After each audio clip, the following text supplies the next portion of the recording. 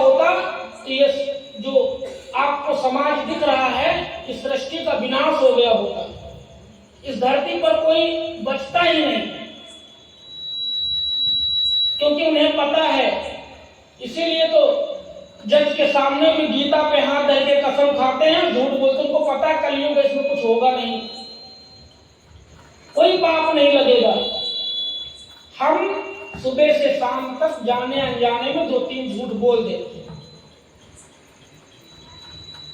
चाहे वो किसी सच को, और एक सच को छिपाने के लिए सैकड़ों झूठ बोलने पड़ते हैं। एक महाराज जी थे,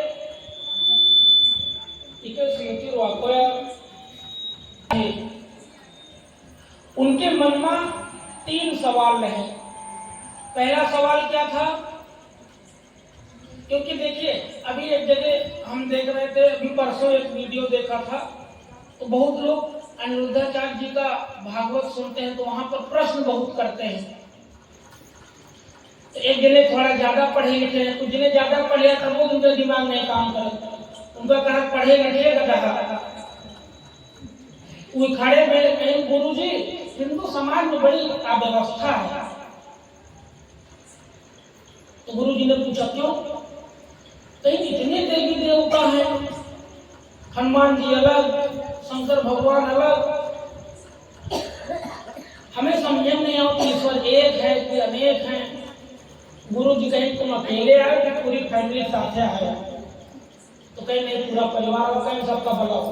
अब कहीं तुम्हारा भ्रम दूर कर दे, उनका खड़ा करे, बड़े वैसे भाई बड़े एटीट्यूड में खड़े एकदम, उनका खड़ा करके खड़े हो, कहीं न पहले मम्मी बुलाओ, मम्मी आई, कहीं तुम्हारा ही, कहीं मम्मी, कहीं थी, अपने पापा बुलाओ, पापा बुलाई, कहीं तुम्हारा ही, कहीं हमारा पत्नी है। अब देखो ध्यान से सुनो, वो एक औरत है, उस लड़के की मम्मी है, उस व्यक्ति के लिए उनकी पत्नी है, कहीं वो को है, कहीं चाचा है, लोग बड़ा, कहीं कोई कहना भाभी है।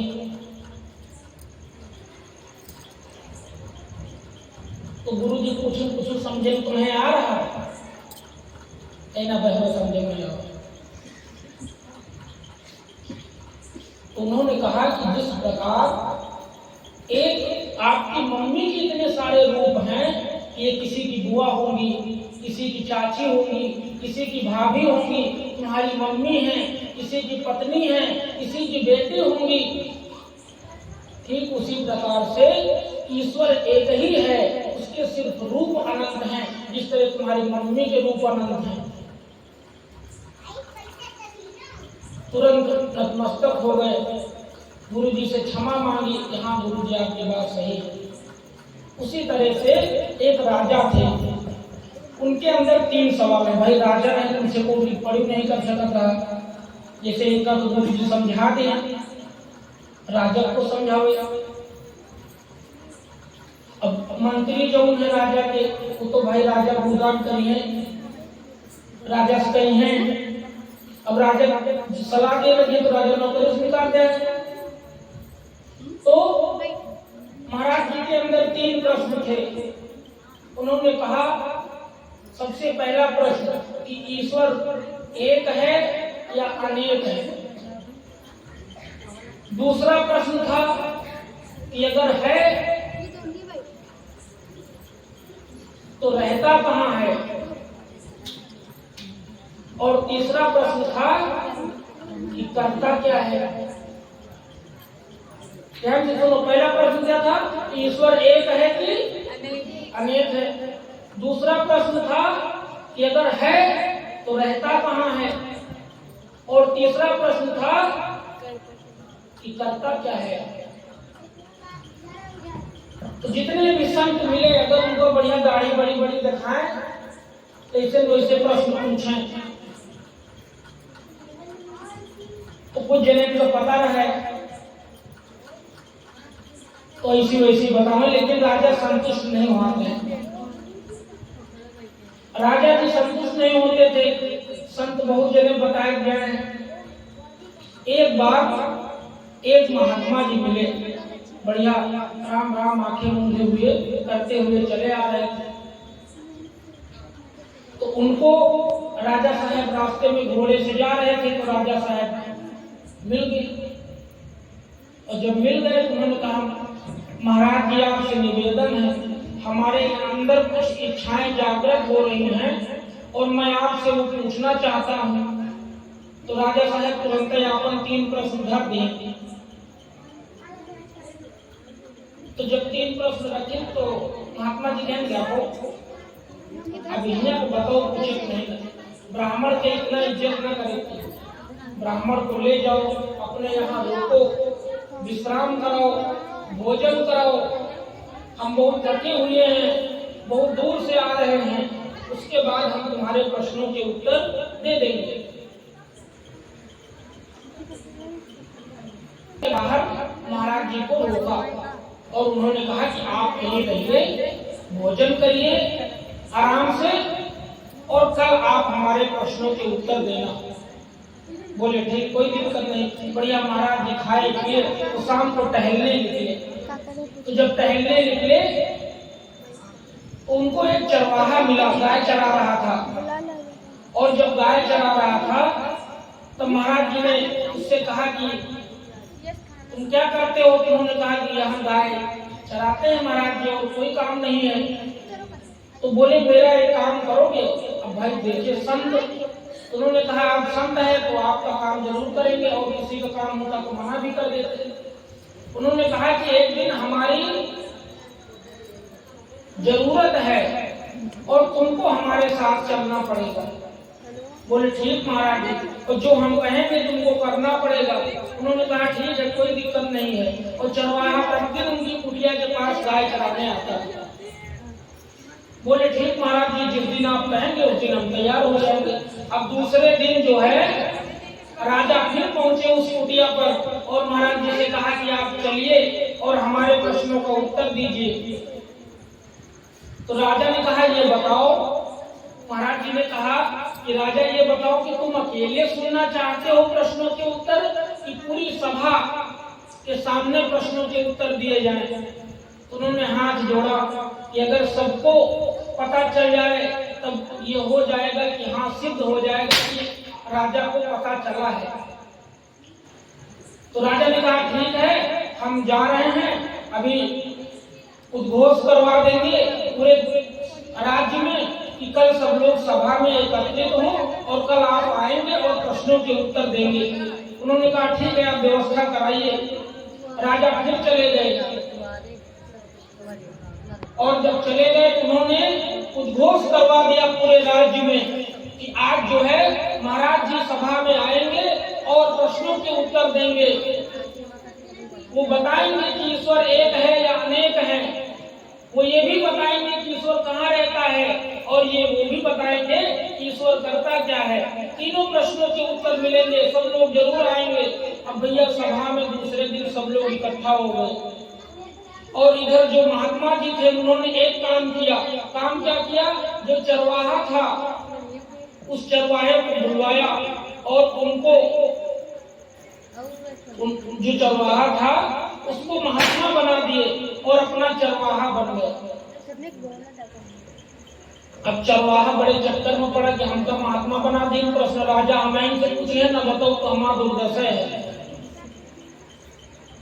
बड़े चक्कर में जब चले, कहीं चलो कहीं महाराज की हमका एक शंका हो रही, कहीं बताओ, कहीं शंका या कि हमका महात्मा बना दियो। राजा सोचे यह महात्मा है, तो कहीं हम बहुत चिंतित हैं, कहीं परेशान न हो। तुमसे जैसे राजा प्रश्न करिए तो तुम कहते हो ये सब छोट मोट प्रश्न हम न बताओ, या तो हमारे शिष्य बता दे, चरवाहा बता दे, वो कहीं तुम बचे हो, हम बताओ प्रश्न के उत्तर, तुम परेशान न हो। अब बड़े खुश कि हमको कुछ कहानी तो नहीं, खाली करने का है कि सब छोट मोट प्रश्न हमका नहीं बना होता। चरवाहा बनाए, तो चरवाहा कौन बना है? महात्मा जी बने हैं, और जो महात्मा थे वो बन गए चरवाहा, और जो चरवाहा था वो बन गया महात्मा। पहुंचे राजा के दरबार में। अब चरवाहा को बढ़िया आसन दिया गया चरवाहा कौन बना है? महात्मा जी बने हैं। तो महात्मा जी को जान के उन्होंने आसन दिया, और जो महात्मा जी थे वो नीचे बेचारे उनके शरण में बैठे हुए थे। अब वो जो चरवाहा था मन ही मन चिंतित हो रहा था कि बताओ महात्मा जी नीचे बैठे हैं, लेकिन उन्होंने समझाया था कि तुमको वहां कुछ बोलना नहीं है, जितना हमने बताया है तुमको सिर्फ उतना ही बताना है। अब वो बेचारे पहुंचे तो राजा साहब ने तुरंत प्रश्न किया कि महाराज जी अब देर मत करिए, और सारे लोग आ गए हैं, सब लोग इकट्ठा हो गए हैं, आपको बस प्रश्नों के उत्तर दीजिए और ये जो सभा में लोग बैठे हैं सब लोग संतुष्ट हो जाए, सबको पता चल जाए। उन्होंने कहा ठीक है। राजा ने कहा प्रश्न पूछो। अब राजा ने तुरंत प्रश्न पूछा कि बताइए ईश्वर एक है या अनेक है, तो अगर हैं तो रहते कहाँ हैं और करते क्या है? तो जो महात्मा बने थे उन्होंने कहा बस इतने ही प्रश्न, ये प्रश्न हम नहीं बताएंगे, ये जो हमारे शरण में चरवाहा बैठा हुआ है ये बताएंगे प्रश्न के उत्तर। तुरंत महात्मा जी एकदम बढ़िया सक्रिय, उन्होंने कहा हाँ महाराज हमको पता है, ये सब छोट मोट सवाल का बड़े बड़े हुए तो फिर महात्मा जी से पूछो, ये सब प्रश्न तो हम नहीं बता देगा। तो उन्होंने कहा कि अच्छा चलो तुम ही बताओ भाई, हमको प्रश्नों के उत्तर से मतलब चाहे तो बताए।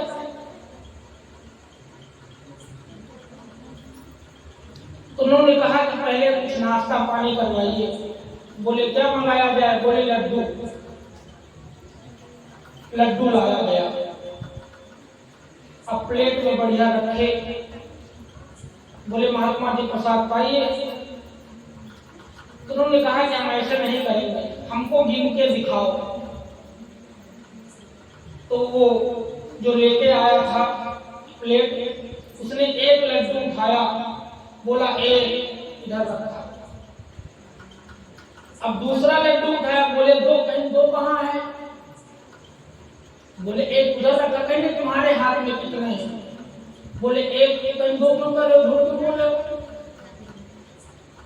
क्यों कहीं कहीं तीन, तो कहीं तीन कहाँ है? तो एक है।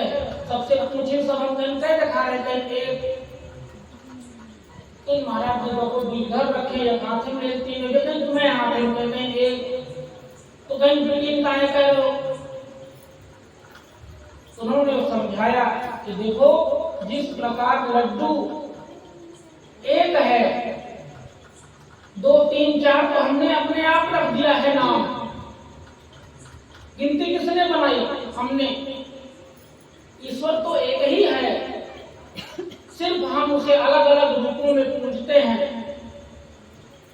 ईश्वर एक है, जिस प्रकार लड्डू एक है हम उसे तीन कहते हैं, ठीक उसी प्रकार से ईश्वर एक है, उसे ही हम हनुमान जी कहते हैं, और उसे ही शंकर भगवान कहते हैं, और उसे ही माता रानी कहते हैं। उसी तरह से ईश्वर एक है, सब में ईश्वर बसते हैं।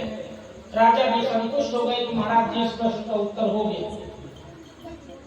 अब दूसरे प्रश्न का उत्तर दीजिए। ये पता हो गया कि हाँ ईश्वर एक है, अब वो रहता कहाँ है? तो कहे ना भाई दूसरा आइटम मंगाओ, अब लड्डू काम ना चले। कहीं अब महाराज जी का हो जाता है दूध लाया गया, उस चरवाहे को दिया गया, तो वही मैं कहीं बढ़िया चम्मच डाल के भी खिलाओ में देखा। तो कहा महाराज जी अब मीमा कहाँ ढूंढ रहे हो? कहे ना मीमा घी देख रहे हैं कहाँ है। कहने लगे कि हम इसमें घी देख रहे हैं कि घी नहीं दिख रहा है। तो कहीं महात्मा जी आप अजीब बात कर रहे हो, अब बताओ ईमा कहाँ घी निकली? अब दूध कहीं रखा गई, पाक गई, तो का मथा गई, तो मथे पर कहीं घी निकली, दूधे में कहाँ घी भरा है? तो महात्मा ने बताया कि बस यही, जिस प्रकार दूध में घी नहीं दिखता है, ठीक उसी प्रकार से ईश्वर हर व्यक्ति के अंदर होता है लेकिन दिखता नहीं है। जिस प्रकार दूध को गर्म करना पड़ता है, ठीक उसी प्रकार से प्रत्येक व्यक्ति को तप करना पड़ता है। फिर ईश्वर की भक्ति में उसको मथा जाता है और जब मथते हैं तो ईश्वर दिखने लगता है। जिस प्रकार मथने पर घी दिखने लगता है दूध में, उसी तरह से जब इसको हम मथेंगे, प्रभु का मंथन करेंगे, उनका भजन करेंगे, ईश्वर आपको अवश्य दर्शन देंगे। राजा जी बड़े खुश हुआ। आज तक इतने संत मिले, कोई उत्तर नहीं दी। बताओ चरवाहा उत्तर दे रहा है। अब चरवाहा काहे बनावा का नंबर आ रहा, तीसरा प्रश्न है। तीसरा प्रश्न क्या था कि ईश्वर करता क्या है। उन्होंने कहा कि महाराज जी, हमारी इच्छा है कि आप अपने जिस आसन पर बैठे हुए हो उस आसन से हट जाओ। तो हट गए, और जब हट गए तब वो चरवाहा जाके बैठा और कहा प्रभु जी आप बताइए ईश्वर क्या करता है। तो कहीं ना वो तुम्हें समझ में नहीं आवा, कहीं नहीं, कहीं यही तो करता है कि भिखारी को राजा बना देता है और राजा को भिखारी बना देता है। जोरदार तालियां बजाएं। ईश्वर यही करता है। ईश्वर की अगर कृपा है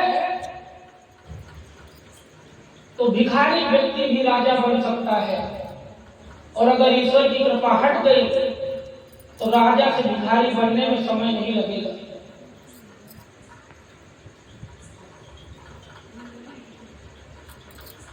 एक 9th में हिंदी की किताब में